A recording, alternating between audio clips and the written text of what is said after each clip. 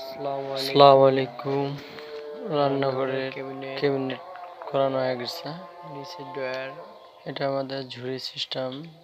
উপরে চামচ টামচ রাখার জন্য ড্রয়ার, চামচ রাখার জন্য নিচেও একটা ড্রয়ার করছি, তার নিচে নিচেও একটা ড্রয়ার, প্লেট, প্লেট, ফ্রিজ রাখার জন্য। তার সাইডে আমরা দিয়েছি পাল্লা সিস্টেম, পাল্লা করানো। চারটাই পাল্লা করছি। সেটাও পাল্লা করানো।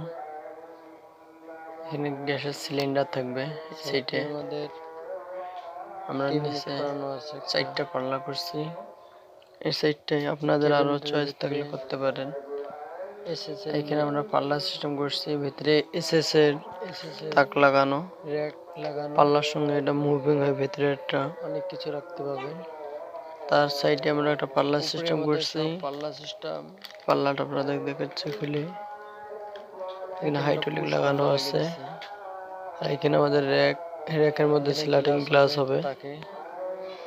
এখানে পাল্লা সিস্টেম করছি এই সিটটা। এখানে কিচেন হুড হবে।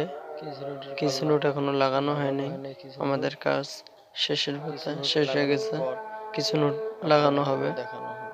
এই ধরনের কাজ করতে চাইলে যোগাযোগ